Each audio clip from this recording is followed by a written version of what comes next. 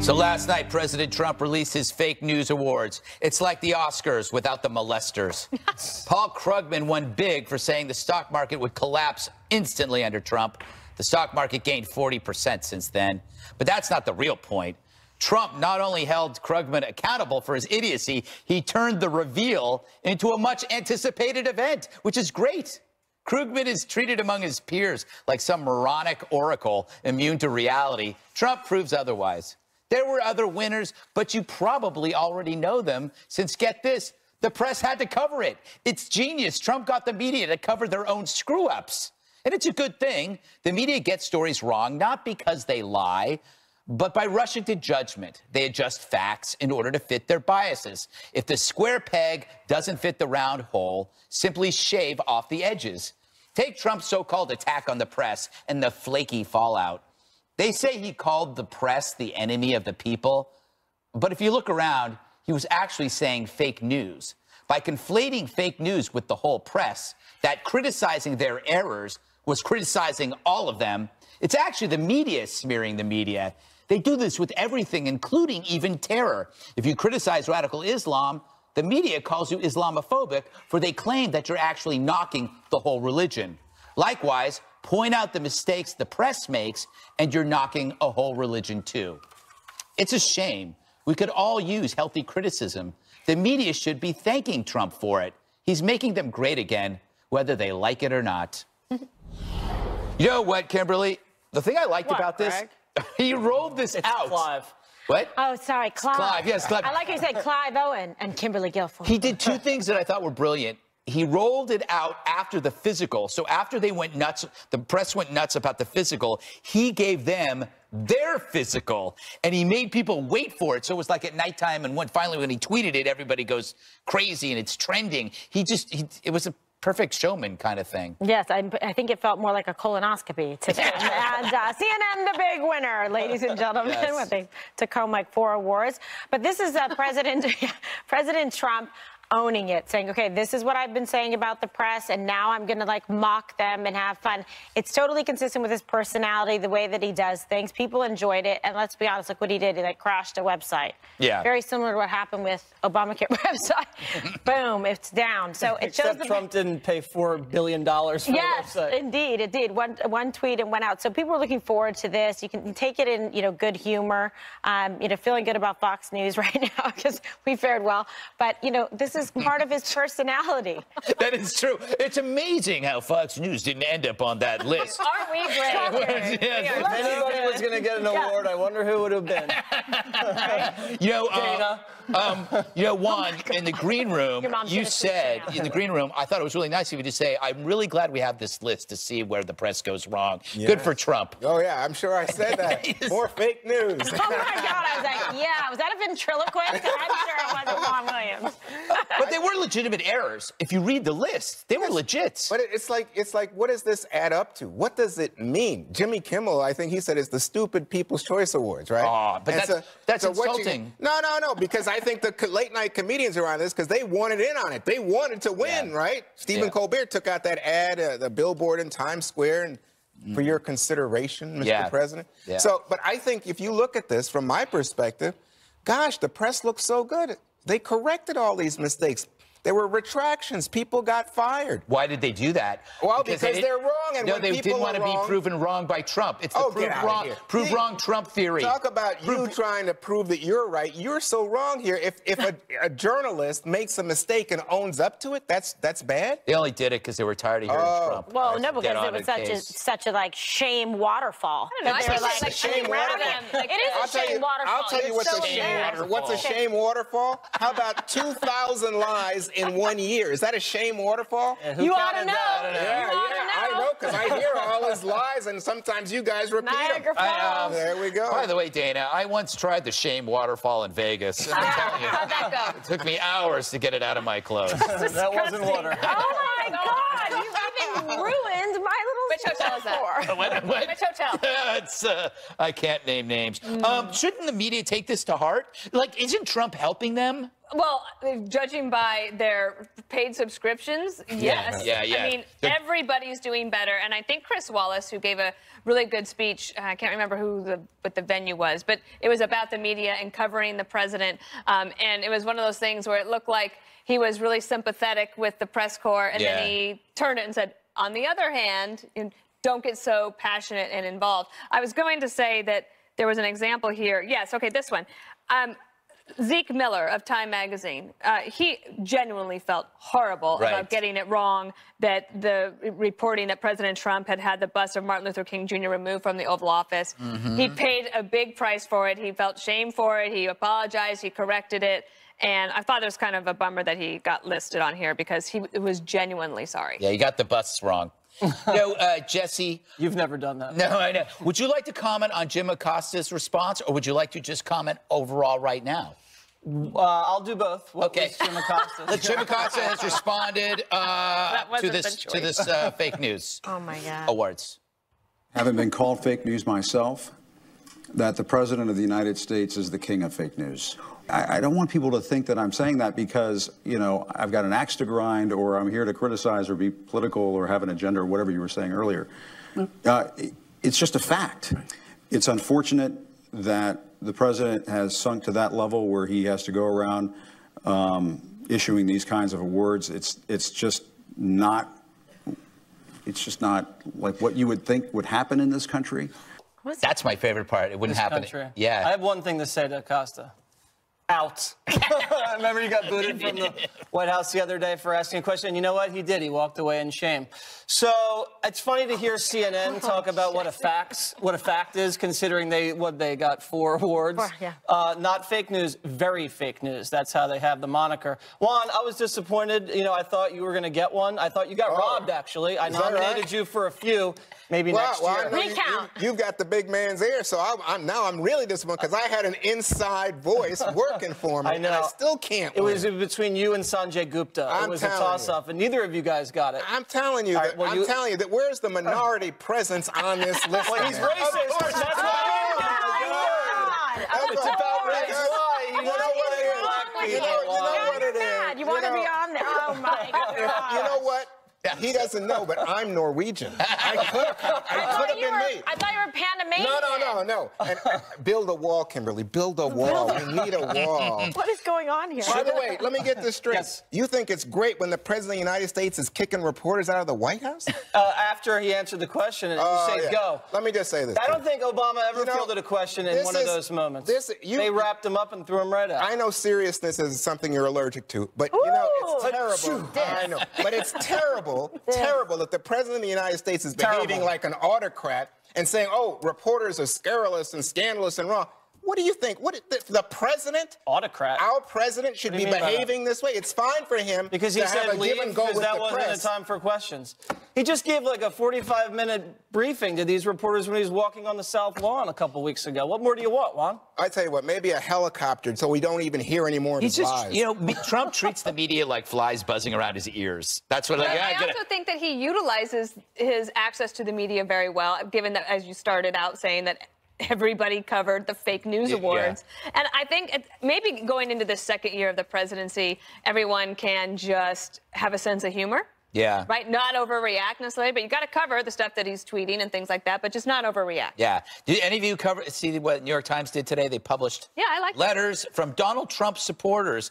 Is this meant? Nice pictures. Yeah, very nice. Is this meant, Kimberly, as some kind of olive branch to say, hey, these are the people we've ignored for so long? Or do you think they're setting it up for the next day where they find Trump voters who don't like Trump? Well, perhaps that is more Machiavellian, so therefore I like it. I mean, look, full of surprises, why not? I think perhaps I'll go with the latter. What about, do you think it was more like a carnival attraction, Juan? Hey, let's look at these freaks who voted for Trump, and they probably don't, they're rubes who don't even know what Whole Foods are? Well, if that's the case, they failed, because I thought the letters made the case pretty strongly for why people felt Trump was doing a good job. So they felt, I mean, these are smart people. I don't think that you could be described to these people in any way as deplorables. These are people who made the case, and the New York Times gave them a platform. So, I just think I'm going to go with goodwill here and say that it was an opportunity for them to say, join the debate. We want to hear from people who have a different point of view. Let's hope so.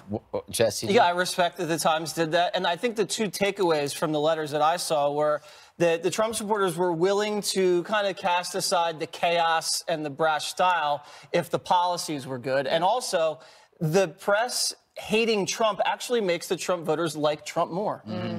Well, I think that's true with me.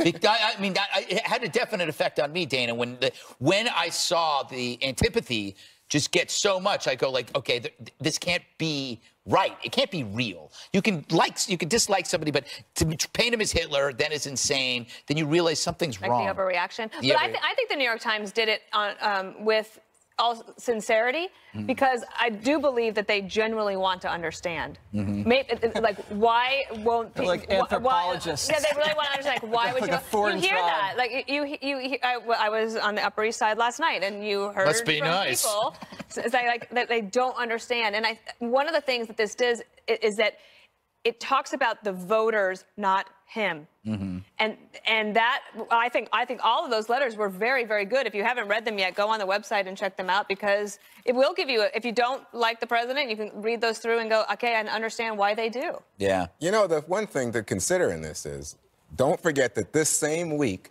you had Jeff Flake, the senator from Arizona, you had John McCain, another senator from Arizona, both say this president is behaving with regard to the press in a way that undermines democracy. Yeah, that's a pretty serious message coming from fellow Republicans. We now know that Flake lied. Oh, why is that? Because he said that Donald Trump said the press is a threat to the American people. He said fake media, fake news media. Yeah. That's quite a distinction. Well, but I think that in a way, I don't think he lied. He was mistaken. But also, I think that fake news would mean something that was wrong, like in the awards. Right. But then there are things that are true that seems unfavorable or negative to the president. That's also been called fake news.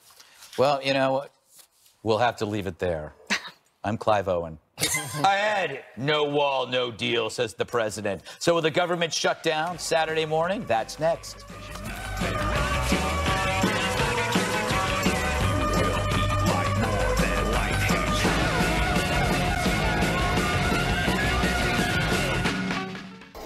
Mr. President, you understand that your testimony here today is under oath. I do. This is really a result of our inexperience in Washington. She didn't tell the truth. I, like everyone else, would like to know the answer. He started to put his hands and slide up my legs. Bill Clinton lived a double life. I did not have sexual relations with that woman. Scandalous, a groundbreaking 7-part series. Premieres Sunday at 8 p.m. Eastern, right here on the Fox News Channel. This program is brought to you by the AccuCheck Guide Simple Pay. Including the Democrats, they could work this well. They've been so good that I think the Democrats would like to see us shut down in order to get off that subject. That is not a good subject for them, the tax cuts, because of the way they've worked. Less than 48 hours until the government shuts down if a deal isn't struck on immigration. President Trump maintains there will be no deal if there is no wall. His chief of staff, John Kelly, suggested last night there might not be a wall along the entire Mexican border as initially stated. There's been an evolutionary process that this president has gone through as a campaign, and I pointed out to all of the members that were in the room that they all say things during the course of campaigns that may or may not be fully informed.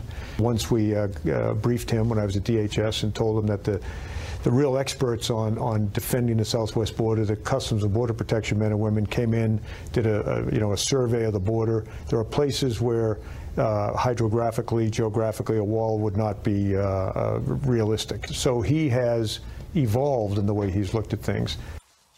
Kelly said there could be fencing in some parts instead, and the president disagrees partially with his aide on the evolution claim. He says, the wall is the wall. It has never changed or evolved from the first day I conceived of it. Parts will be of necessity see-through, and it was never intended to be built in areas where there is natural protection, such as mountains, wastelands, or tough rivers or water. Okay, so we're going to have a little debate around this table for a change. Psych. Dana, is it consistent, inconsistent with the campaign? Well, I think that what General Kelly said last night was similar to what President Trump has been saying the last 6 weeks. I remember in particular first hearing them start to make the pivot, acknowledging that when you have these big ravines or canyons or impassable places that you don't actually need a physical structure there, and that they would be satisfied with border security money going for technologies like drones and such that the Customs and Border Patrol is using. So I didn't think what General Kelly said last night was a departure from what the president had said. I understand why the president might think, well, you can't say that I was uninformed on the campaign and want to push back on that. But strategically, General Kelly, I think, was trying to get President Trump to a place where when he says he'll take the heat for any deal that's coming down, that he would be able to do that because they're going to have to deal in some way with these Democrats. Okay. All right, Griggins. You know what? We did this segment a long time ago because I'm having a deja vu. Why did he win? His promise on a campaign always is a sell. You can't say, we're constructing a combination physical structure that has drones, cameras, and some fencing. No, if you're a salesman, you say 3 words. We'll build a wall. I mean, that's how you sell things. You don't go through this whole long description. Having said that, it is a long description. It will be a long description. Technology changes the definition of a wall. Ask any dog about a fence. Some of them are invisible. Yep. Just meow. All right, Jesse, do you see this as inconsistent in terms of when you compare what the president said during the campaign, what he's saying now, and what John Kelly said on Bret Baier? Kelly and Trump are on the same page, but Kelly used 2 words which were not helpful: evolved and uninformed. Politicians don't want to hear evolved. It evokes the flip-flopper, and it's a smooth way of saying you changed your position. It just wasn't a good word. Uninformed is almost worse in a way because it makes the president look uninformed, and that's just not good. I'm surprised the chief of staff would say that on live television. With that said, everybody knows you're not going to put a wall in the Rio Grande. Everyone knows you're not going to build a wall over a mountainous region. Trump knows that. He's a developer. He's a builder. He's familiar with landscaping. It's clear. But what else is clear is the Democrats don't want a wall because they know walls work. And they are okay with an influx of people from the southern border coming into this country and gaining amnesty. Okay. They've already voted for it, but the Democrats twice in the last couple of years have already voted for border security that would include physical structures plus the technology. So we're actually arguing over something really stupid. Oh. Welcome to the How about five. that? Welcome to the five. No, we're not arguing about it. The country is arguing. Yeah, we're smart. We're very, very good. We're offering in-depth analysis on a very stupid conversation. And witty repartee from some members of the table. Okay, so Juan, what do you make of what Jesse said? I mean, what is the problem with Democrats and liberals that they just don't want this wall? No, I think the wall is redundant at this point because as we've just, I keep repeating, you know, immigration crossing that southern border, 45-year low. I mean, and we've already invested money in this so-called virtual fence that you were talking about, Greg. So, I mean, but you know what? You got to do it. And I think Democrats are willing to make some concessions in order to get a deal. It's the president that's stopping everything. But what I love about this is he says it's about the military. How the military got this, I don't know. Or how about this one? All these immigrants, they're criminals. And you hear people say, oh, yeah, it's tied to terrorism. It's tied to crime. Just trying to justify something that lacks justification as a spending issue when conservatives are supposedly so concerned. We did a story just yesterday about an illegal alien that shot 2 deputies. Yeah, look, you can do it. Reported twice. How many times a day do you want to do stories about American citizens who commit a crime? That's not the issue. But they didn't illegally cross the border to do it. Here's the thing that made news in my mind today. So we have some kind of a deal going forward, and you have Republicans negotiating with Republicans and try to get a deal to avoid the shutdown. What does Trump do? He comes out and says, no, child health protection is not supposed to be part of this deal. He absolutely throws his fellow Republicans under the bus. You guys ignore it. But they fixed that by 2. Yeah, they fix it. You watch them fix it. What you've got here is a war inside the Republican Party because Trump is not to be trusted by Republicans. Oh, my God. But here's the best part of what you had to say, and it came in the first, 10, 15 seconds. Thank you. Yeah. So basically, you're tired of winning because you said that we don't need the wall because we're doing so well, and there's been such a manifest change in terms of how many people are coming in to this country. It's been a shutdown. For several reasons. But I mean, for several reasons, including the fact that what we have now is people saying, you know what? The economies are doing better. Economy doing better. Economies around the world. We're doing better, so we don't need to come. Oh, wait, so that's what it is? I think that's part of it. Mexico's been made great again, so therefore they're it's usually the opposite. So Juan admitted the economy's doing well. President Trump made a trip to Pennsylvania today to help support Republican Rick Saccone. He's running for Congress. A special election is coming up there in March. I think he's going to do really well. He's a great guy. He loves this area, loves this country. I just said to him, I hope you're going to do as well. But we're here. We're going to be helping him. I'll be back for Rick, and we're going to fill up a stadium, and we're going to do something really special for Rick. I look forward to it. The president doesn't want to lose any more seats in our nation's capital. Both parties are bracing for an intense midterm battle in November. Many Democrats are confident they're going to win back control of Congress. Tom Brokaw blowing some of wind in their sails. Ooh. Democrats going into this year, if you're looking at what they're talking about right now, they think all they have to do is show up and they're going to get the congressional majority back again. They better have a plan. And the plan is not to go hard left, by the way they're going to be led by Elizabeth Warren or Bernie Sanders. They've got to have a scheme that addresses the old Democratic middle, the people who are the working class Democrats. And unless they get to that, they could get beat. Tom Brokaw, I think he's right. You can't go into the midterms just expecting the wave to build. You got to figure out a way to build it yourselves. Do the Democrats have any message to do that? Well, look at this race in Pennsylvania. It's getting so much attention right now. You've got someone who's a Marine veteran, former U.S. attorney, right? So the message that comes from the candidate is almost out of the Republican playbook, Dana, because what you're saying is to a rural district, I think they voted for Trump by like 20 points. You know what? Here's somebody who's going to represent your values. I think this is what we saw from Patty Schechter up in Wisconsin, who said, much to my amusement, at the top of her campaign material said, former member of the Bear Hunters Association in Wisconsin. So, I mean, what they're doing is saying, you know what, I care about the opioid crisis. I care about health care for seniors and delivering health care access to everyone. I care about people in this community. We're Democrats. And I think that's the message that's coming through from Conor Lamb. It came through from Patty Schechter. I think you're going to see more of this. It's ironic to me that the word in Washington is that Rick Saccone, is that how you say it, Saccone? Yeah. Is having trouble raising money because you have, like the Ricketts family, putting more than $1 million into this guy's campaign, Trump going out there. I think it's evidence of the high level of alarm right now in Republican ranks over the idea that Democrats are doing so well and so many people are predicting, as Brokaw just said, a huge, maybe tidal wave for Democrats come November. To Brokaw's point that about going to the left, right? If these people figure out a way to run as Democrats that are sort of middle of the road, blue collar workers, if the National Party is going so far left into Bernie land?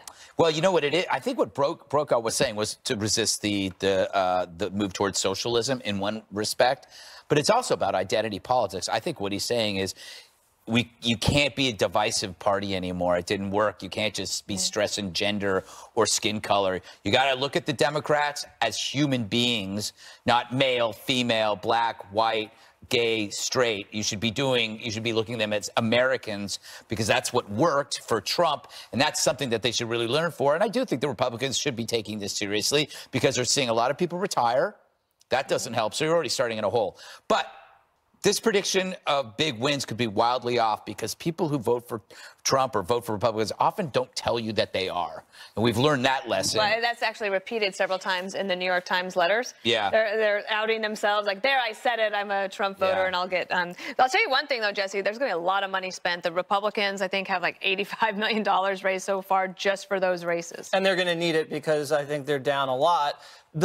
I spoke to a guy last night, off the record dinner at Oceana. He's very plugged into Pennsylvania politics, and he's a big Chamber of Commerce guy.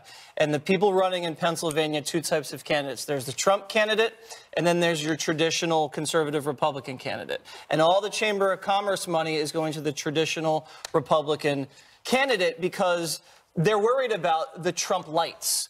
Trump works because he's Trump. If you try to kind of be a Trump imitator, it doesn't always play because only the Donald can pull off being himself. It's very risky to do it yourself. So I think if the money can get behind people, they're qualified and don't make a lot of mistakes, the bloodbath's not going to be nearly as bad as it the Democrats are predicting it. The Democrats will probably nationalize the election and just go heavy negative against Donald Trump.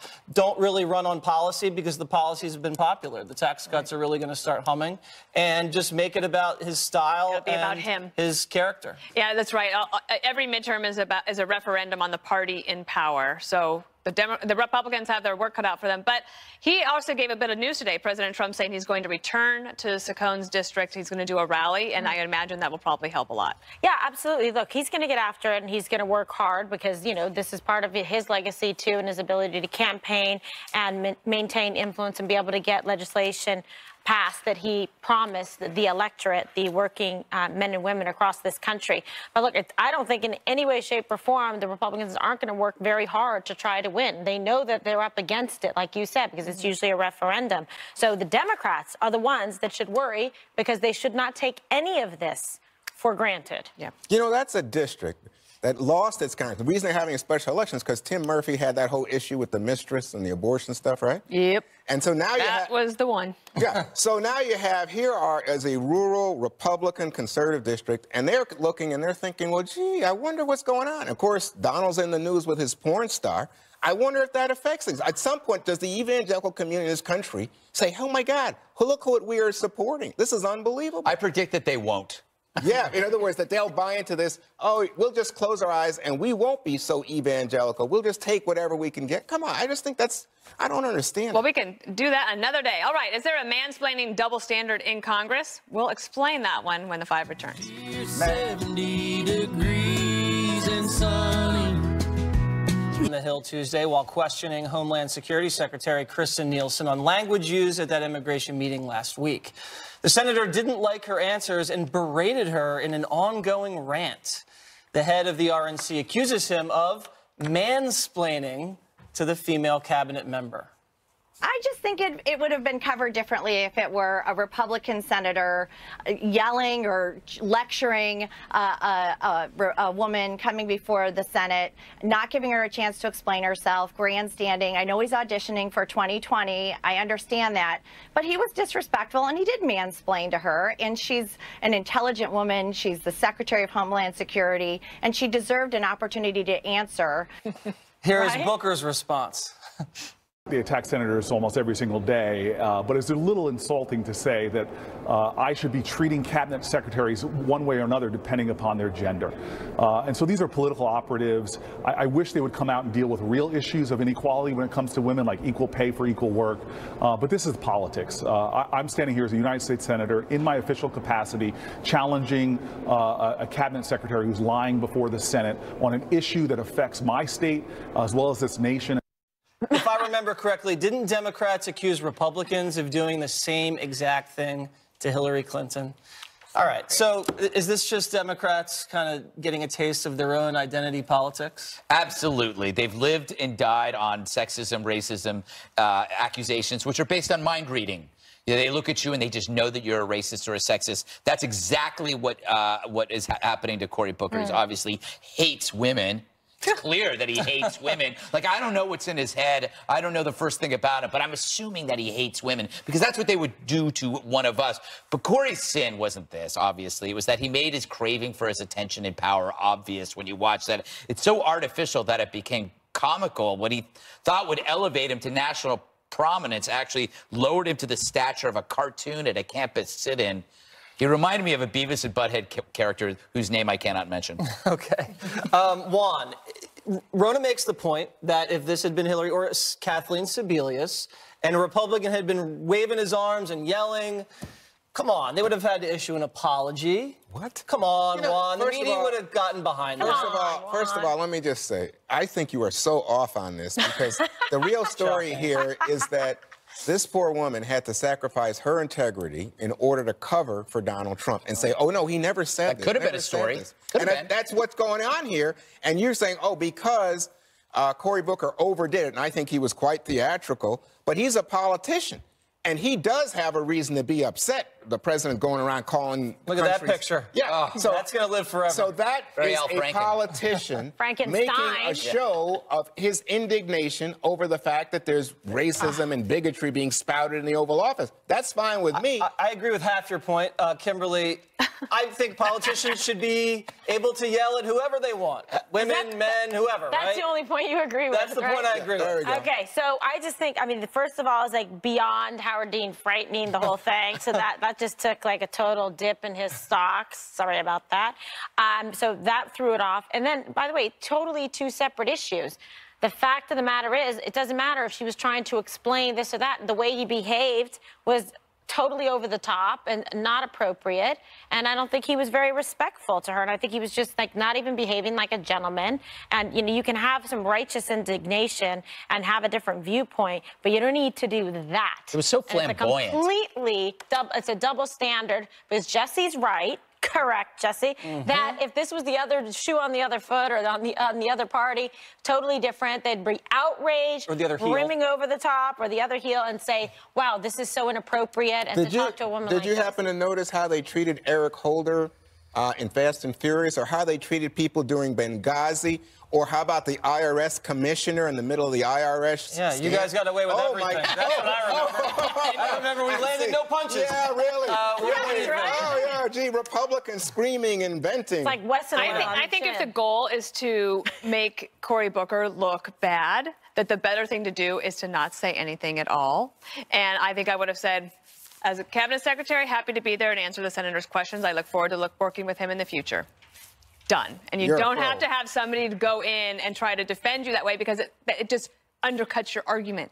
She is a secretary of Homeland Security. She does not need anyone to come to her defense. She was there. She can handle it herself. All right, that was what I would do. Woman-splaining right there. A big cash bonanza and jobs announcement from Apple. A win for the U.S. and a win for President Trump. Up next.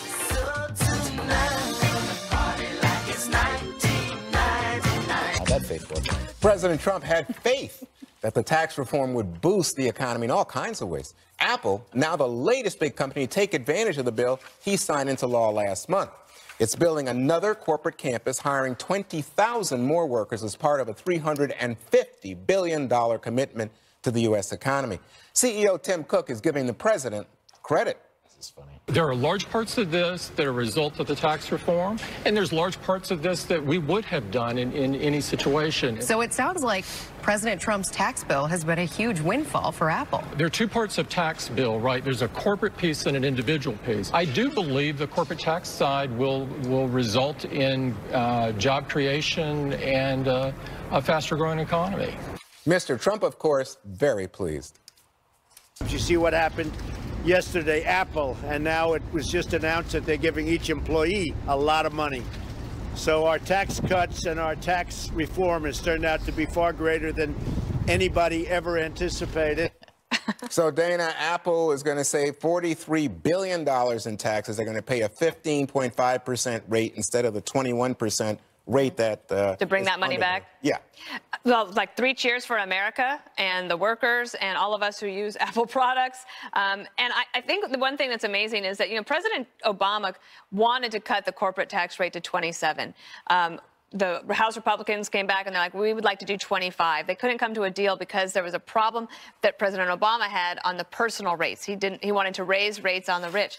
So, but actually, what President Trump has done on the corporate rate side has produced immediate results. And President Obama could have had a piece of that, and he chose not to do it. Well, is this a matter of corporate reputation? I see now that there are lots of hedge fund people and others saying to corporate leaders, hey, you know, you guys, you just got a windfall. You've got to demonstrate some social commitment here. Is this Apple trying to help with their own reputation? Yeah, I think part of it, but it's not charity. I mean, this company's there to make money and sell products and help their shareholders. And retain workers. And retain workers. And these aren't, you know, little tiny penny stock companies. These are blue chip companies, manufacturing giants, tech giants as well. And I just want to touch on Trump's rhetorical device there. I love when he says, did you see what just happened? Like everyone's like, breaking news. And then he goes, it's beyond everyone's expectations. I'm going to just start talking like that now.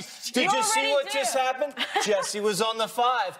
performed beyond everyone's expectations. That's the way I well, was. when they're so low. Oh, wow. She hits low, though. You see She got that? me. I think that was mansplaining. So how do you take this, Kimberly? Because you see both sides now, Republicans saying, oh, yeah, this is evidence of the success, and Democrats saying, hey, wait a minute, Apple would have done most of this anyway. Oh, there it is, that bipolarity again. Look, this is to be expected, right? I mean, obviously the Republicans are going to be happy about this, but who wouldn't? Why wouldn't any American be happy about this? These are actually very positive, quick, fortuitous results that have happened very quickly on the heels of this announcement. So the president is right to say chalk one up for his team and for what he promised. That's fine. It benefits everybody. Who doesn't want a good economy? I mean, who's against that? So the Democrats, I mean, what do they really have to say here? You know, it just looks like they're not going to be honest about a very important accomplishment and something that is very positive. Who doesn't like jobs? Who doesn't like all these new families? 20,000 potential families, individuals are going to be able to have more money and put into the revenue stream and increase, you know, the economy overall. I don't know. I think it's great news. So, Greg, is Apple to be saluted for having hoarded all this money overseas for all these years and now getting a break, bring it back? They are hypocrites. And poor Tim Cook trying to admit Trump did something well. He'd rather compliment Windows 95. Did you see that? But That was good. But it proves my point. You know, you don't have to like Trump to accept the achievement. It's okay to hate the guy and say he did okay. That describes almost every boss I've ever had. It's like you don't have to it's a tired analogy. I'd rather hate the doctor that saves my life than love the doctor who by sheer incompetence ends it. So you can hate the guy. He helps your company. You're having all these new workers and all these bonuses.